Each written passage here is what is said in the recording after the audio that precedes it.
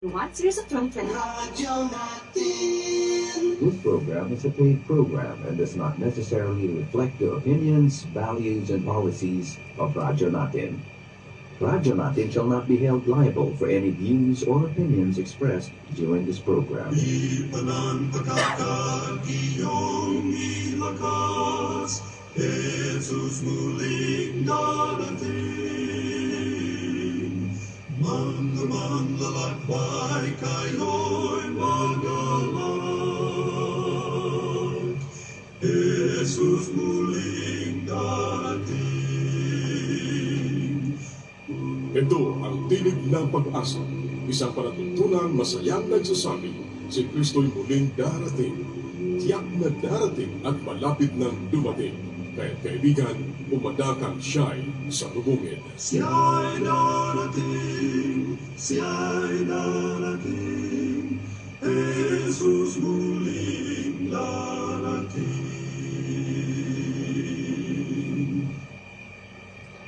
Okay, magandang umaga po sa inyong lahat, mga magigiliw naming tagapakinig at taga-subaybay sa programang ito ng Tinig ng Pag-asa na inihatid sa inyo ng Adventist World Radio sa pangunguna din ng Adventist Community Service. Ang programang ito ay inyo pong mapapakinggan sa himpilang ito ng radyo natin sa ganap na ika-10 at 11 ng umaga. Isang pagbati sa lahat mula rito sa bayan ng Sonosi hanggang sa mga karatig bayan dito sa lalawigan ng Occidental Mindoro, sa lahat ng bahagi na naabot ng ating programa, gayon din sa mga nanonood via Facebook live kung mayroon. At ang inyong lingkod po sa umagang ito, ako po ang inyong maliit na lingkod kay Kristo, Elder Ray Argelies ng Mapaya Sintro, na makakasama po sa ilang sandali sa umagang ito. At bago po tayo magpapatuloy, atin munang pakinggan ang isang makalangit na awitin na inihanda sa ating kontrol, at pagkatapos ay ang inyong lingkod po ay manalangin at tayo magpapatuloy sa ating pag-aaral sa umagang ito.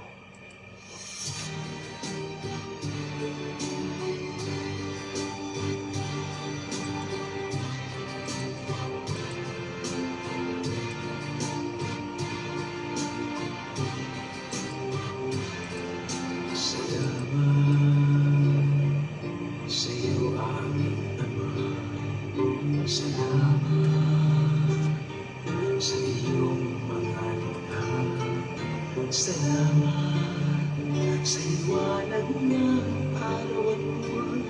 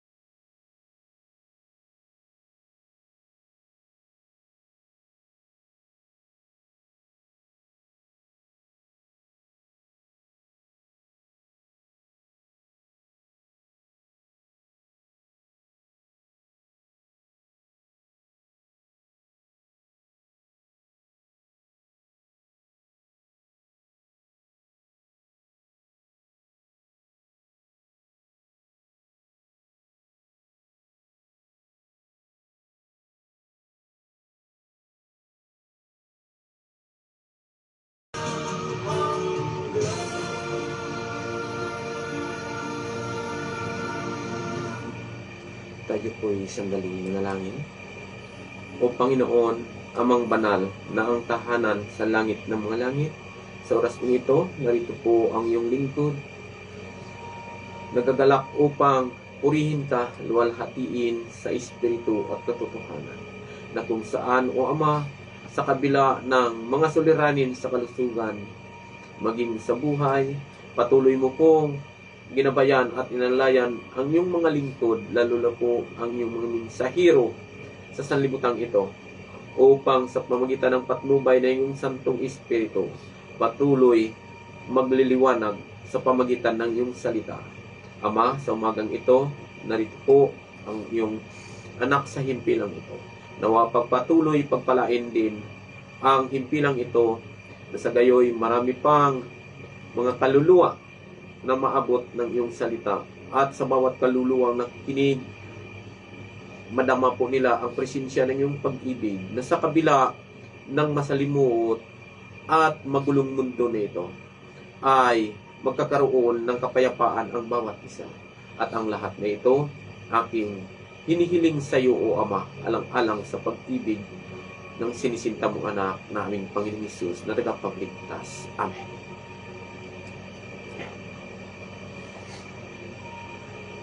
Okay po, bagamay hindi pa tayo nakabati sa mga ating mga tagapakinig, taga-subaybay sa programa po ito. Binabati ko po kayo sa inyong kanya-kanya, sa bawat kanya-kanyang mga tahanan. Ano po, sa aking mga kapatiran dyan sa Banban Church. Ganun din po sa aking kasama palagi sa himpilang ito, si Brother Yumi Peria, si Brother Dinis Roldan. Bagamay hindi ko sila kasama sa umagang ito, ngunit batid ko po na ang kanilang presensya ay naririto. Ano po?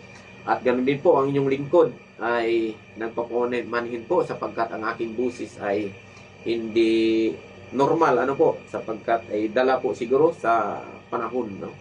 Ganun pa man, isang kagalakan na kakasama ko dito, pati yung ating control, si Sir. Ano po? At ayan po, sa bawat iglesia, bagamay hindi ko mabanggit na isa-isa, binabati ko kayo, at higit sa lahat ang aking mahal na asawa nga nagtitinda ng mangga dyan sa barangay, sa kanto ng barangay Mapaya. Good morning po, Ma, at ganun din po sa aking mga anak dyan sa DSWD, si Prince Argelius. Mga kaibigan ko dyan po na mga tindera sa palengke, si Ma'am Nimpa, si Brother Ordas, at si Sister Milani, ayan. At sa ibang mga iglesia sa kagaya po sa may Purnaga, ang ating masipag sa tagapakinig po dyan, Pamilya Silestre, at ganun din po sa Taniktikan. Ang ating mga kapatiran ay bagamay dyan sila sa kabundukan, masipag po sila magsubaybay sa programang ito. At yun lang po, at magpapatuloy po tayo sa ating pag-aral sa umaga, na kung saan kagaya po sa ating pinag-aralan nung Sabado, may pinamagatang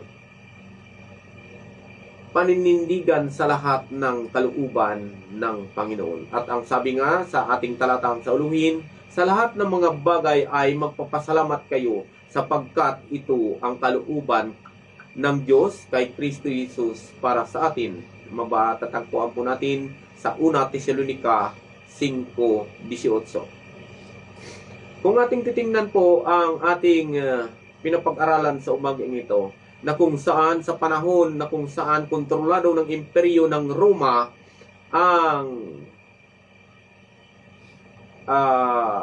pamumuno sa buong mundo noong panahon na yon, ay patuloy naglilingkod at nagpapagamit ang ating mga ninuno, kagaya sila ni Apostol Juan noon, kanila Silas, Barnabas, at marami pa. Hanggat na dumating sa punto na kung ating titingnan ay lumitaw at naging bida ang ating kinikilala na pinakadakilang apostol na kung saan ito si Apostol Pablo.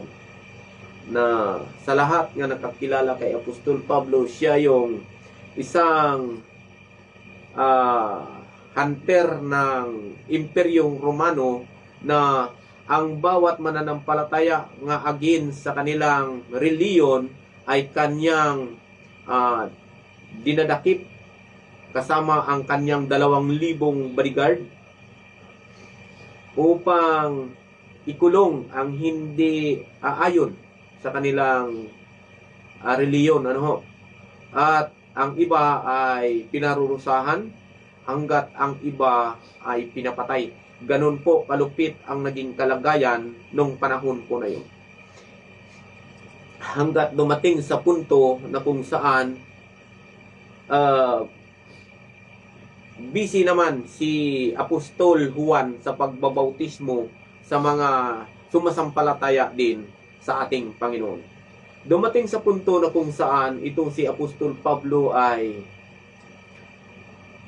habang siya kanyang tinatahak ang daan patung Damasco na kung saan namatay na pati ang ating Panginoong Hesus dito, namatay na nung AD 31, ay nagpakita sa kanya at siya ay tinawagan. At sa panawagan ng Panginoon ito, dito marahil nakita ni Apostol Pablo na kung saan hindi nakakilos ang kanyang 2,000 na kunboy, halos batalyon ang tawag na dito kapag libo na ang kasama mo sa operasyon, Hindi nakakilos ang batalyon na kanyang mga kunboy sa liwanag na kanyang nakita mula sa langit, At ito ang nagbulag sa kanya na kung saan hindi siya nakakilos at siya ay bumagsak. At nung bumagsak siya, nadaman niya marahil ang kanyang kapangyarihan na hindi na uobra, At doon siya nakabanggit nga, nakarinig ng tinig na Saulo, Saulo. At sa kanyang pagsagot ay sabi niya, sino ka ba, Panginoon? Sa puntong ito, na ang kanyang pananampalataya at ang kanyang paniniwala na kung saan sa sistema ng mga Romano ay nagbago, At ito'y nagbago sa kanya. At nung sa kanya ay pagaling, iniwan na niya ang kanyang mga tauhan at hindi na siya yung yung Saulong taga-usig sa ating Panginoon, kundi siya ay bumaling sa ating Panginoon at siya ay nagpapatuloy sa pangangaral. At sa kanyang pangangaral, marami siyang na bautismuhan, maraming mga iglesia na kanyang ipinatayo. At sa puntong ito, dumating din sa punto na kung saan na dinakip ang ating apostol, si Apostol Pablo, sapagkat siya ba na may pinaaral ng Roma na bilang isang abogado para ipagtanggol ang Roma, at pagkatapos ay may convoy siya na 2,000, binigyan siya ng otoridad para hulihin ang dapat hulihin at ikulong ang dapat ikulong. Ngunit sa kabilang ito, nung siya ay tumipyok sa ating Panginoon, ito rin ang naging dahilan na inusig rin si Apostol Pablo. Ngunit sa kanyang pag-usig at habang nililitis ang kanyang kaso, napatunayan ayon sa hukom na kung saan ay siya ay nagkasala ayon sa batas ng Romano. At sa puntong po ito, kung ating babalikan at pag-aralan ang historical background ng panahon na yon, ay kapag ikay isang Romano, hindi ka pwede hukman at ikaw lamang ang dapat maghukom, Walang batas kundi sila lamang.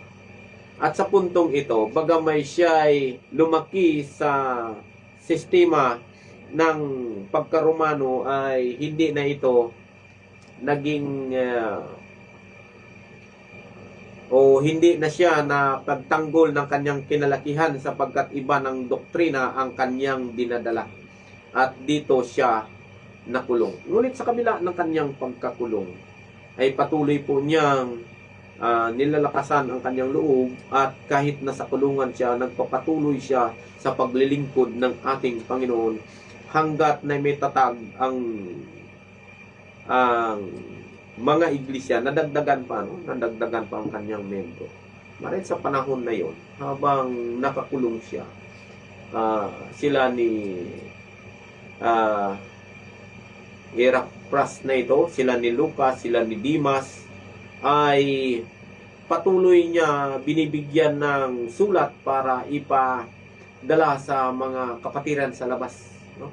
Na kung baga ay wag nyo akong marahil ang sinasabi niya, wag nyo akong alalahanin, kundi bagkus magpaalalahanan kayo sa isa't isa, at sikapin ninyo na ipagpatuloy ang pangangaral na ito at ipakilala si Kristo bilang personal na tagapagligtas. Ayan. Kasi sa panahon po niyan, mga ginigilyo naming tagapakinig, si Kristo ay hindi kinikilala na siya ay anak ng Diyos. Kundi si Kristo, isa lamang propeta o isang kagaya din natin na isang mangangaral lang sa kanilang paningin, at sa kanilang pag-unawa. Kaya lahat na naniniwala at magdadala ng pangalang Hesus Kristo, kanilang itong inuusig. At dumating sa punto na kung saan ay sinasabi natin, umabot sila sa punto na kung saan tinatawag na Dark of the Ages. Matindi ang usigan sa bayan ng Diyos nung panahon na yun. Hanggat na bandang huli ay itinayo ang iglesia ng Laodicea. Ayan. Na kung ating titingnan, ang sabi nga ay nabubuhay sa sanlibutan ito, ngunit hindi taga sanlibutan. Ayan. Ano ang pinupunto ng pamagat na ito? Pwede baga na mabubuhay ka sa isang lugar ngunit hindi ka sa taga riyan? Tama din naman. Hindi kagaya sa inyong lingkod sa umagang ito ay ako naman ay Ilonggo. Ngunit namumuhay naman ako dito sa Mindoro na kumbaga hindi naman ako dito ipinanganak. Pwede pala yun. Kaya may tinatawag tayo kuminsan kagaya sa mga taga ibang bansa na kapag matumagal na dito sa Pilipinas, naging residente na siya ng Pilipinas, kaya American citizen, no? Sa puntong ito, sa bagamay ang sabi nga ay nabubuhay tayo sa sanlibutan ngunit hindi tayo taga sanlibutan, sapagkat batid po ng tunay na mga Kristiyano na ay ang taga sanlibutan, ang sabi nga ay manatili sa sanlibutan, ngunit ang tagalangit ay babalik sa langit. Bakit ganun ang ating naabot na mensahe? Ang pinupunto po ng inyong lingkod, mga ginigilyo naming tagapakinig, na kung saan bakit taga sanlibutan at tagalang ano naman ngayon ang tagalangit? Ganito po yan. Itong ating katawan, pwede natin may bibilang sa sanlibutan sapagkat lahat tayo nanggaling sa lupa. At ito naman ang hininga ng ating buhay sa pamagitan ng pagpapatnubay ng banal na Espiritu. Ito po ay galing sa langit. Kaya kung tayo'y mamamatay, ang ating katawan na galing sa lupa ay babalik sa lupa. At ang ating hininga ng buhay na mula sa Panginoon ay babalik sa langit at mapapa sa Panginoon. Ayan.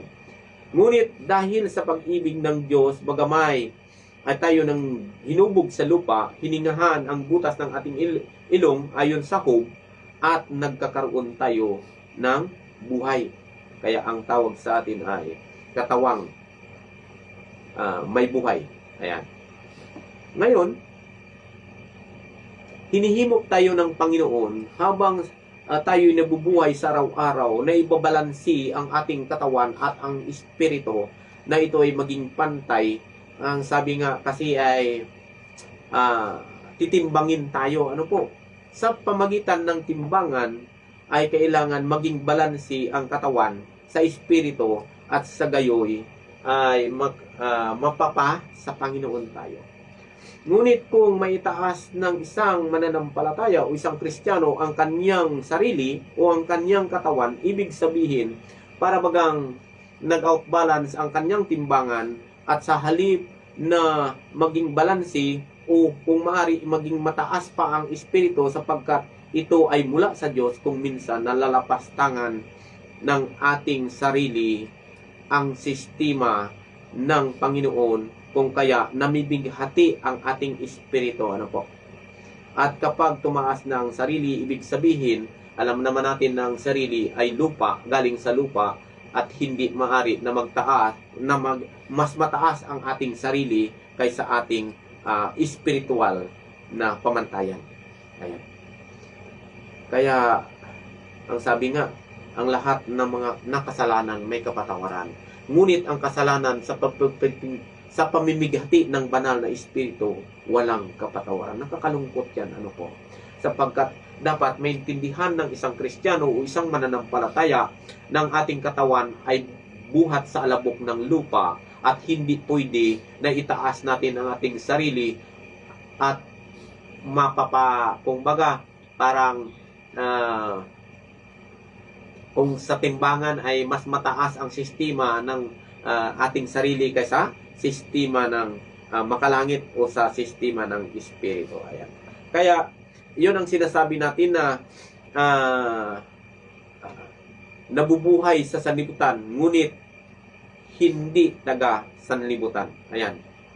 Kasi, lahat naniniwala na darating ang oras na sa pagtunog ng trompeta, kagaya ng ating Panginoong Hesukristo, na kung paano siya namatay at ng ikatlong araw ay nagbangon siya sa libingan at bumalik sa Jerusalem, sa bayan na kung saan doon siya ipinanganak. At ganun din ang ating paniniwala, ng bawat isa sa atin kapag namatay, sa pagtunog ng trompeta ayon sa Tesalonica at Corinto, maging sa Apokalipsis ay babangon ang mga namatay kay Kristo. Kaya yung sabi nga ay mapalad ang malakip sa unang pagkabuhay, sapagkat sa mga ito'y walang kapangyarihan ang ikalawang kamatayan.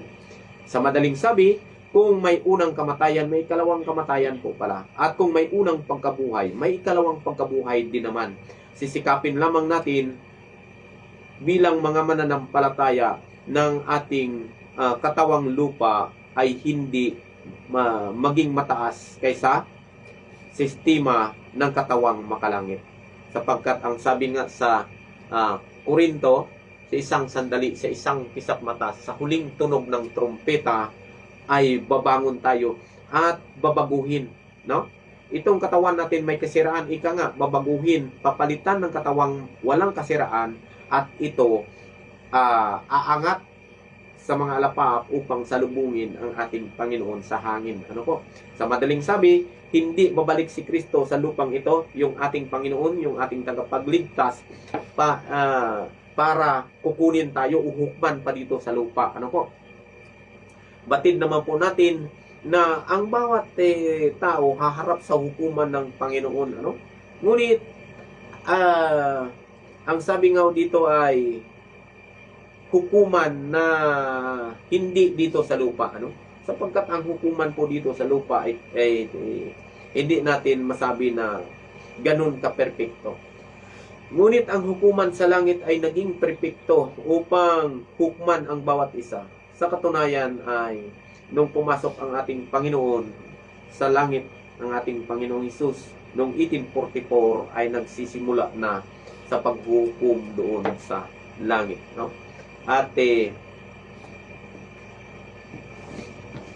siya ay babalik para hindi hukman, kundi ang sabi nga ay pagtunog na lang sang trompeta, lahat ng mga namatay sa kanya unang mabuhay at ito ay sasalubong sa kanya sa lapap. Ibig sabihin, siya lamang ang nakakaalam at yung mga katawan nga namatay sa paglilingkod sa kanya ang nakakaalam ng mga bagay nito. Ito yung hiwaga ng Diyos na hindi mapaliwanag ng tao magliban na patnubayan ng kanyang espiritu at saka maging maliwanag ang lahat nito. Tingnan po natin sa ang sinasabi dito sa 2 Pedro 3:10 hanggang 14. Ganito po ang pagkasabi ng talata. Datapwat darating ang araw ng Panginoon na gaya ng magnanakaw, na ang sangkalangitan sa araw na iyan ay mapaparam na kasabay ng malaking ugong. At ang mga bagay sa langit ay mapupugnaw sa matinding init, at ang lupa at ang mga gawang nasa lupa ay pawang masusunog. Ayan. No? Tuloy po tayo.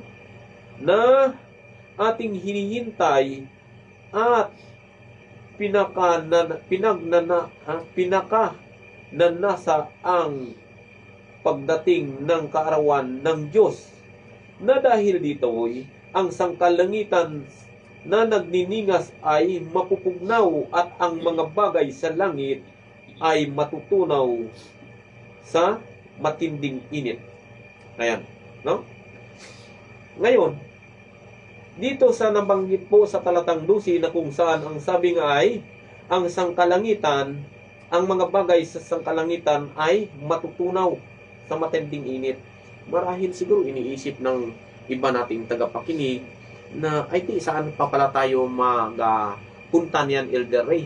Kung sakali man malakip tayo sa unang pagkabuhay, saan tayo pupunta sapagkat pati pala ang mga bagay sa sangkalangitan ay matutunaw sa matinding init. No?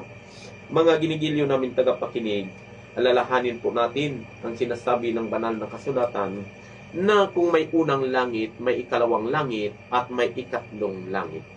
No? Kung kaya hindi natin lubos marahil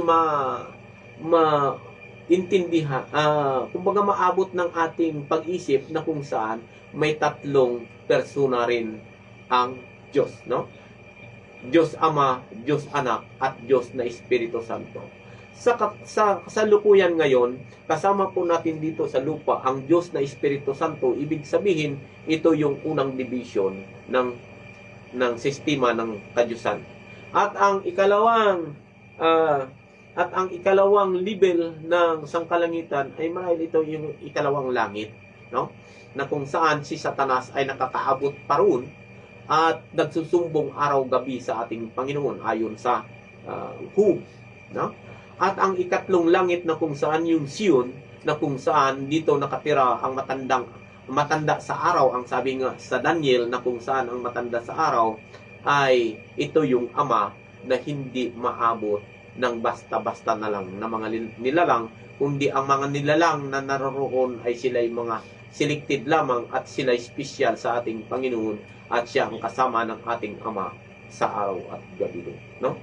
Yun ang pinupunto po dito sa talatang 12 na kung saan ito yung kung mapupugnaw man ang sangkalangitan sa matinding init, marahil ay itong unang langit, at kung maabot man ang ikalawang langit, ano. Ngunit ang ikatlong langit ay tiyak na hindi na ito maabot sapagkat ito na yung luklukan ng Diyos. Yun ang ating nakikita dito, no? Ang sabi niya dito sa talatang 13, ngunit ayon sa kaniyang pangako ay naghintay tayo ng bagong langit at ng bagong lupa na tinatahanan ng katuwiran. Ayan, no? Ano na lang ang ating pag-asa, mga ginigilyo natin tagapakinig sa salitang ito? Kung walang bagong langit at bagong lupa, no? Kung ating titingnan at kung ating pakinggan, hindi lamang ganun kasimple ang mga bagay dito sa lupa nito. Kita po natin, sa media kung paano na sinira ng mga Iranian ang Strait of Hormuz. Ibig sabihin, wala ng supply na langis na lalabas sa Middle East at idadamay nila pati yung Red Sea. At kapag nasaranan nila ang dalawang daanan na ito, wala na talagang langis na mag-suporta pa sa bawat bansa, at dito marahil ay kukulaps na ang gas. Kapag nagkulap na ang gas, epektado ang lahat na ekonomiya madadamay dito, mga ginigilyo natin. Kaya kung ating titingnan sa araw at gabi, sa bawat lipad ng missile, hindi marililipad ang missile o drones ng bawat bansa na walang ito madadamay o masisira. Sa bawat oras, sa bawat minuto, marahil ay may nabibiktima. At hindi tatagal, lalaganap ito sa ibaba ng lupa. At kapag maglaganap nito, ang lahat abutin ng krisis. At paano tayo magkakaroon ng kapanatagan dito sa sanlibutan ito, no? Kaya yun ang ating pag-asa na hinihintay natin, ang bagong langit at ang bagong lupa, yung bagong Jerusalem. Yung unang Jerusalem na ngayon ay naging naging tahanan na ng mga, masabi natin, hindi na kaaya-aya sa Panginoon. Bakit? Kung saan ang bayang banal na tinatawag na Jerusalem, ito yung bayan ng ating Diyos na ginawa dito sa lupa. Ngunit ito ay, kung ating pagbabalikan yung sitwasyon ng gera, ay itong mga Israelita nag-una, itong mga Hudyo, ito sila nag-una ng nagpalipad na nag-atake kasi sa Iran Kaya lumala ang gera, no? Kaya kung itong Jerusalem pa sa gitnang silangan ang ating aasahan, wala na, sapagkat ito ay nabahiran na ng kasalanan. Kaya ang bagong Jerusalem, ang bagong lupa, yung ating hinihintay na pag-asa, yung bagong tahanan ng mga maliligtas, no? At sa ating pagpatuloy dito po sa talatang 14, ang sabi niya dito, kaya nga, mga minamahal, yamang kayo'y nagsisipaghintay ng mga bagay na ito, ay pagsikapan ninyong masusumpungan kayo sa kapayapaan na walang dungis at walang kapintasan sa paningin niya. Ayan, no? Ano ba yung sinasabi niya dito sa talatang 14 na masusumpungan sa kapayapaan? Bakit? Kasi lahat ng mga bansa naman talaga ngayon, kahit na tayo, sabi nga, mahirap ng Pilipinas, pero ilang mga malalaking armas nang binili para, ang sabi, makikisali din sa digmaan kung mangyari. Anong kapayapaan mayroon dito sa sanlibutan ito, mga ginigilyo natin tagapakinig? Wala. Lahat kaguluhan, lahat karahasan, lahat patayan. Wala na tayong masasabi na kapayapaan dito, no? Araw-araw nag-uungal ang ating ambulance. Bakit?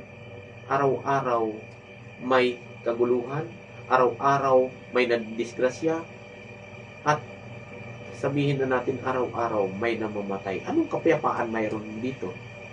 Kaya magliban na, sabi nga, masumpungan ang bawat isa sa atin na walang dungis, walang kapintasan sa paningin ng ating Panginoon. Wala ko talaga tayong pag-asa. Ngayon, kung ay Israel na inaasahan natin na bayan ng Diyos, abay, kapayapaan pabagayan na nga.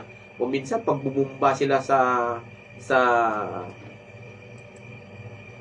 Iran, ay daan-daan ang namamatay. Nadadama yung mga batang inosente. Kaya walang kapayapaan dito sa ibabaw ng lupang ito. Magliban na tayo'y tumiwala sa Panginoon. Ang nakakalungkot po dito, kung ating titingnan sa ating sitwasyon, babasahin man natin ang buong Biblia, ating nakikita na kung saan ay dito na tayo sa katapusan ng iglesia, na kung saan may pitong iglesia, di ba, ang Biblia? Kung ating titingnan, ito yung tinatag ng mga apostol, sa panguna din ni ating apostol Pablo, nang sabi nga dyan dito ay, ano ang mga iglesyang ito? Tingnan po natin. Ayan, ito. Unang iglesia ay Episo, no? Pangalawa, Smyrna. Pangatlo, Pergamo. At ang pang-apat ay Thyatira. Panglima ay Sardis. At ang pang-anim, Philadelphia. At ang pito ay Laodicea. Mababasa po natin ito sa Apokalipsis 2:1 patuloy, na kung saan wala ng ibang iglesia tayo matatagpuan sa buong kasulatan magliban sa 7 iglesia. At ang masaya ngunit nakakalungkot sapagkat sa katapusan na iglesia na tayo ngayon dito sa iglesia ng Laodicea. Ano ba yung iglesia ng Laodicea, no? At bago po natin babalikan po ito, ibalik po natin ang ating muli ang pagkakataon sa ating kontrol at magkakarinig po tayo ng isang makalangit na awitin.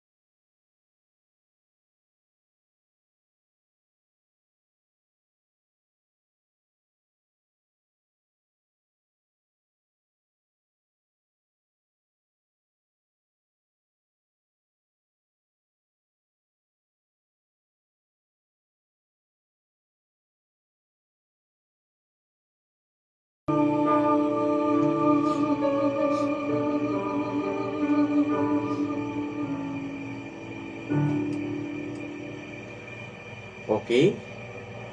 Sa ating pagpapatuloy, tingnan po muna, basahin po natin muna yung Isayas, ang sinasabi ni Propeta Isayas, 60, Kapitulo 1 hanggang 3, no? Kung ano ang kanyang payo sa kalagayan ng ating iglesia ngayon. Sabi niya dito, ikaw ay bumangon, sumilang ka, sapagkat ang iyong liwanag ay dumarating, at ang kaluwalhatian ng Panginoon ay sumikat sa iyo.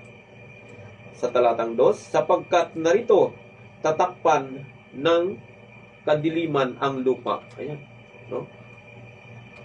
At nang salimuot na dilim ang mga bayan.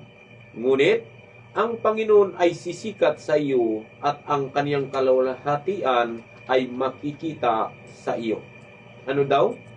Tatakpan ng kadiliman at ang lupa at sasalimuot na ang bawat bansa o bayan. Sa sistemang ito, mga ginigiliw naming tagapakinig, ito ang naging kalagayan ng Laodicea.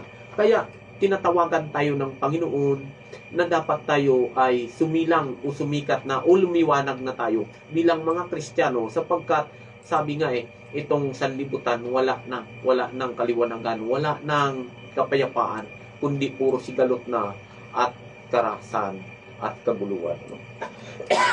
Excuse me. Sabi niya dito sa talatang 3, at ang mga bansa ay paroroon sa iyong liwanag at ang mga hari sa ningning ng iyong sikat.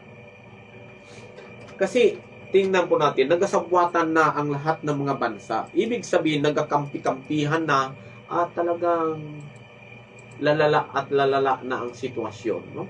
Ngunit kung may liwanag pang natitira, ito ang magbibigay ng pangsamandaling kapayapaan para ang lahat na papanig sa Panginoon ay mapapasa Panginoon din naman. Sapagkat hindi na natin pwede pigilin ang pangyayari sa mundong ito, sapagkat ito ay talagang magaganap na at ito ay nakakasulat. Bilang panawagan sa mga iglesia ng Taga-Laodicea at walang imsimtid na iglesia po dito, anong reliyon man tayo, kasama tayo dito, sapagkat walang iglesia na nasusunod pa sa Laodiceang ito, no? Kaya lahat ng mga iglesia tinatawagan ayon sa Apokalipsis 18:1 hanggang 4, at ganito po ang kanyang pagkasabi. Pagkatapos ng mga bagay nito ay nakita ko ang ibang anghel na nanaog mula sa langit na may dakilang pamalaan, at ang lupa ay naliwanagan ng kanyang kaluwalhatian. Talatang 2, at siya'y sumigaw ng malakas na tinig na nagsasabi, naguho, naguho ang dakilang Babilonia na tanging tahanan ng mga demonyo at ng kulungan ng bawat espiritong karumaldumal at kulungan ng bawat karumaldumal at kasuklam-suklam na mga ibon. Talatang 3, sapagkat dahil sa alak ng galit ng kanyang pakikiapid ay nangaguho ang lahat ng mga bansa, at ang mga hari sa lupa ay nangakiapid sa kanya, at ang mga ngalakal sa lupa ay nagsisiyaman dahil sa kapangyarihan ng kanyang kalayawan. Dito ang panawagan sa talatang 4, mga ginigilyon namin tagapakinig at taga-subaybay. Ang sabi niya dito, at narinig ko ang ibang tinig na mula sa langit na nagsasabi, magsilabas kayo sa kanya, bayan ko, upang huwag kayong mga ramay sa kaniyang mga kasalanan at huwag kayong magsitanggap ng kaniyang mga salo. Totoo yan, mga ginigilyo natin tagapakinig. Alam nyo, at alam natin, na kapag bumagsak na ang lahat na ekonomiya sa pamagitan ng girang ito, ang lahat ay hahantong sa malaking krisis. Kapag bagsak ng ekonomiya, natural, gutom yan. At kapag nagkagutom, wala na makain, anong kasunod? Ay natural, salot, sakit na eh. At kapag manatili tayo sa ganitong sistema, ang sabi nga ay madadamay tayo sa kanyang mga kasalanan, at kapag nadamay tayo sa kanyang mga kasalanan, natural madadamay tayo sa kanyang mga salo.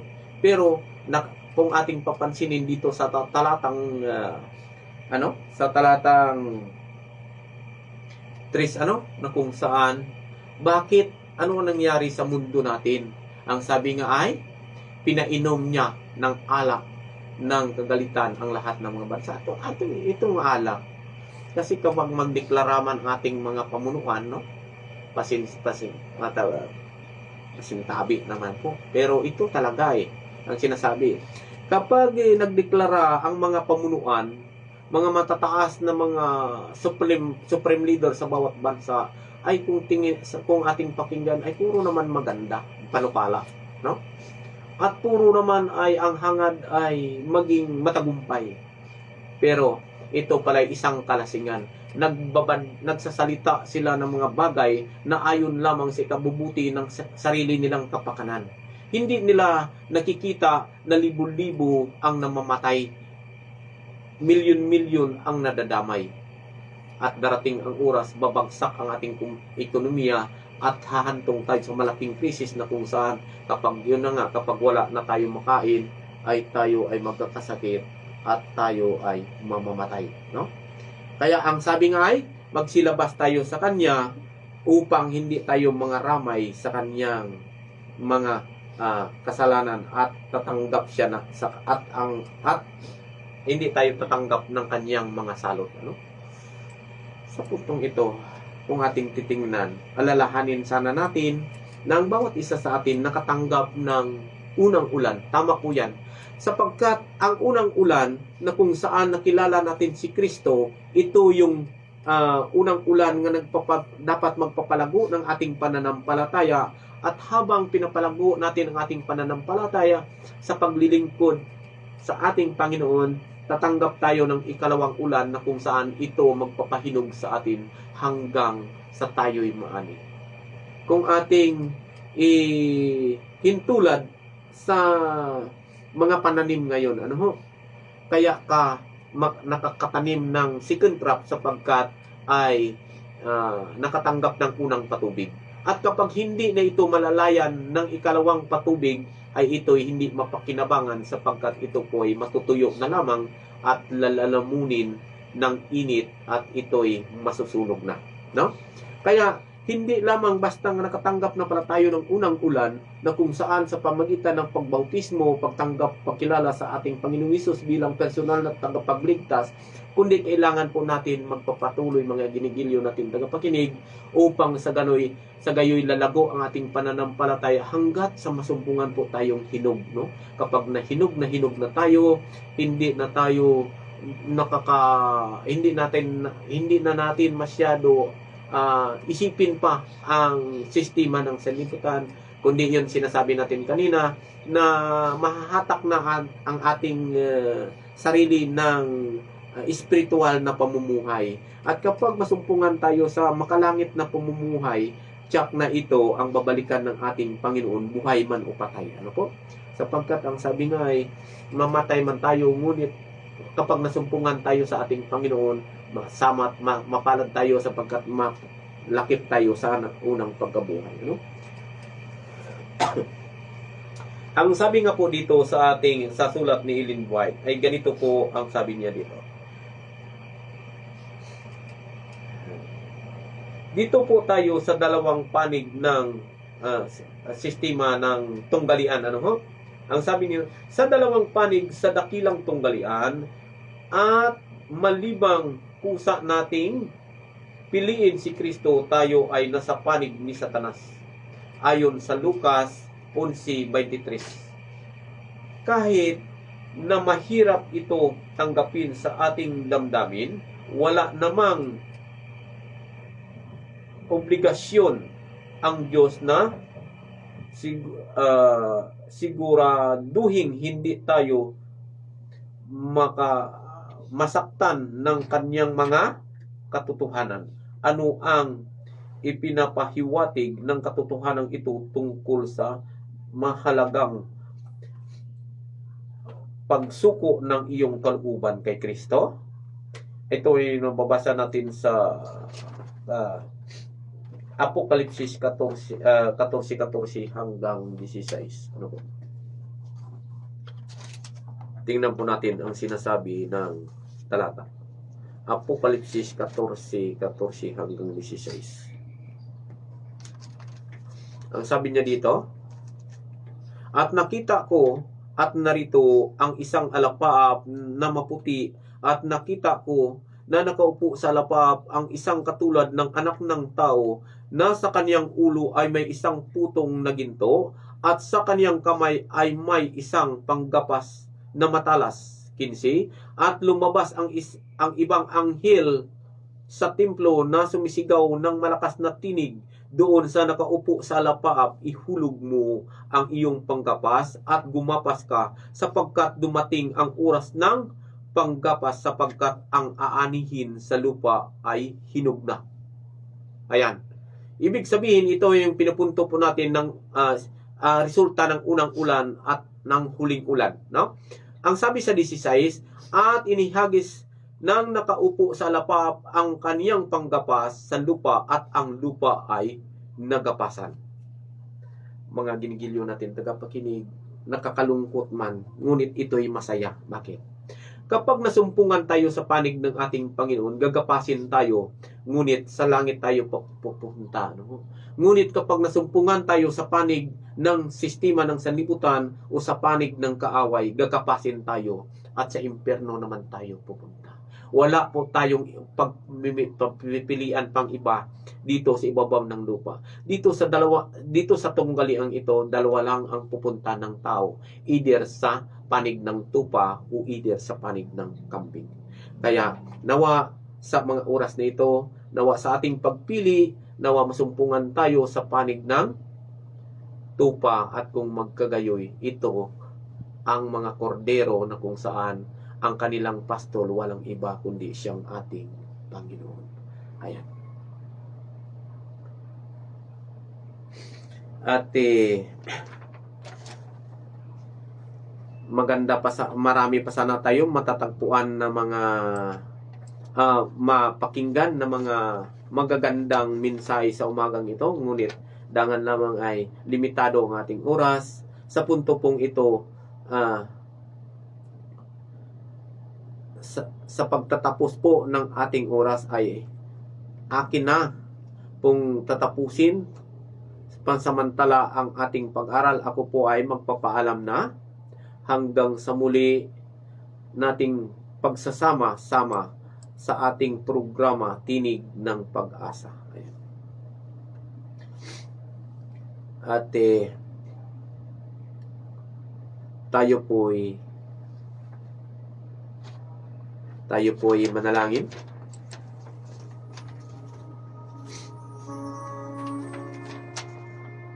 O Panginoon, Amang Banal, puspos ng pag-ibig, banayan, bagamay ikaw, O Diyos, Diyos ng pasimula, Diyos magpasawalang hanggan, Diyos na makapangyarihan, ngunit banayad sa pagkagalit. At sa kabila ng paggiwang ng iyong mga tupa, patuloy mong inaakay upang ituwid ang kanilang landas. Tatahak sila sa daan ng katotohanan. Tunay nga po, Panginoon, ng salita mo ang siyang magliliwanag sa kanilang mga daan at mag-iingat ng kanilang mga paa. At kagaya sa mga oras na ito, aking nilalapit sa iyo ang programang ito, O sa panguna ni Sir Robert, nawa pagpalain ang kanyang kalusugan, 10 ng kanyang mga kasama sa himpilang ito. At sa gayoy, marami pang makakarinig ng iyong mensahe bilang iyong instrumento sa umagang ito. Ganito po ang iyong lingkod. Patuloy din pong ingatan ang aking oras at natitirang panahon sa lupang ito. 10 ng himpilang ito, at patuloy palalamuin ang programang ito na sa gayon marami pang oportunidad ang kanilang mabahagi sa bawat tagapakinig. Ama, sa aming samantalang paghiwalay, umaasa po kami na sa pamagitan ng iyong pag-ibig, patuloy po iingatan ang titira naming panahon sa ibabaw ng lupang ito hanggat masisilayan namin ang kaluwalhatian ng paghayag ng aming tagapagligtas diyan sa lapaab ng mga langit. O Diyos, ang lahat nito aming sinasampalatayanan alang-alang sa patnubay ng Santong Espiritu at sa biyaya ng pag-ibig ng sinisinta mong anak na kung saan nabuhos ang kanyang dugo sa krus upang ang bawat sumasampalataya hindi mapapahamak kundi magkakaroon ng buhay na walang hanggan. At ang lahat nito aking sinasampalatayanan sa matamis at banal na pangalan ng aming Panginoong Hesus na tagapagligtas. Amen.